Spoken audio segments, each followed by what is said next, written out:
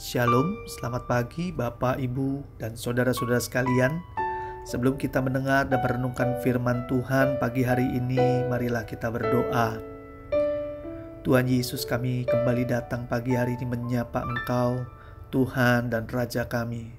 Kami rindu mendekat kepadamu pagi hari ini untuk bisa mendengar suara-Mu ya Tuhan.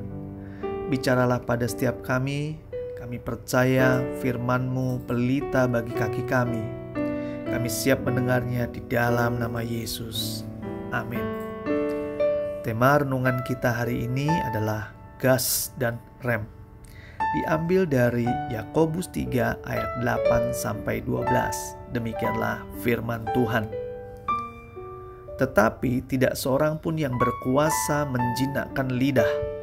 Ia adalah sesuatu yang buas, yang tak terkuasai dan penuh racun yang mematikan. Dengan lidah kita memuji Tuhan Bapa kita, dan dengan lidah kita mengutuk manusia yang diciptakan menurut rupa Allah. Dari mulut yang satu keluar berkat dan kutuk. Hal ini, saudara-saudaraku, tidak boleh demikian terjadi. Adakah sumber memancarkan air tawar dan air pahit dari mata air yang sama?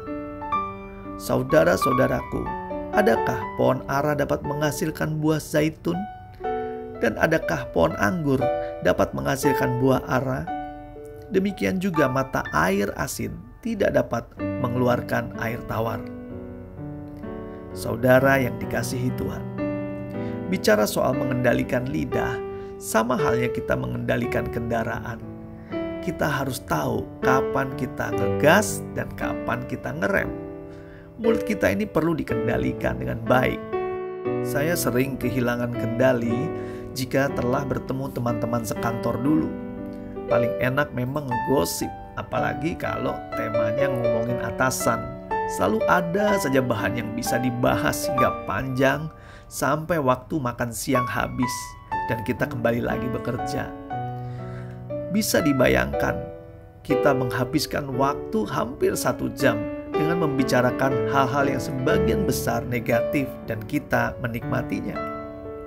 Saudara yang dikasihi Tuhan, kita kembali pada firman Tuhan di ayat 8 dan sampai ayat ke-10.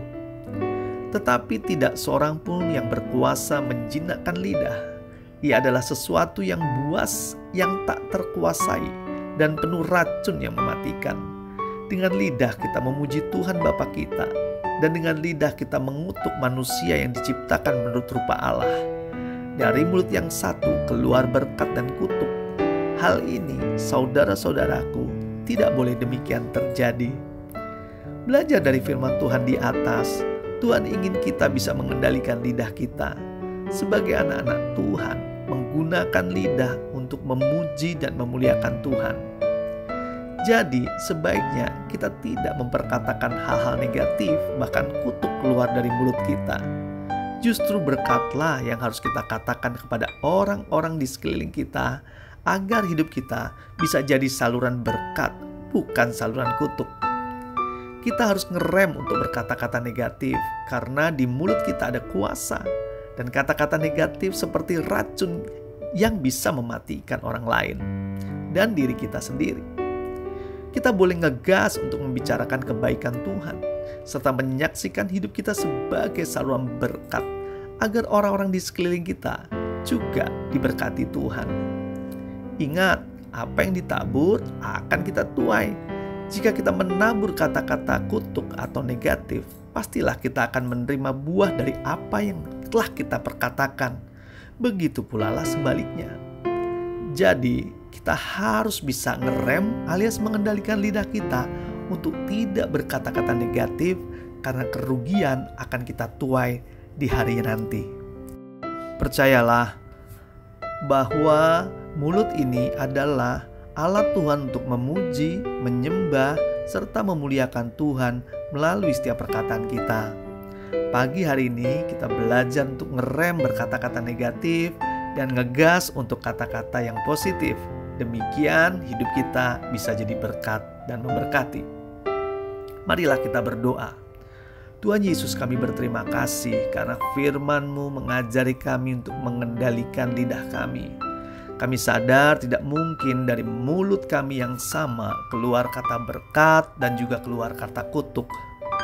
Tuhan memberikan kami kemampuan untuk mengendalikan lidah kami ini, hanya memperkatakan hal yang baik dan memberkati saja, agar hidup kami juga diberkati dan menjadi berkat buat banyak orang. Tak lupa kami meminta berkat Tuhan, penyertaan Tuhan, serta pagar Tuhan untuk melindungi kami dari pagi hingga malam ini. Hidup kami diberkati dan jadi saluran berkat senantiasa. Di dalam nama Yesus kami berdoa. Haleluya. Amin. Tuhan Yesus memberkati.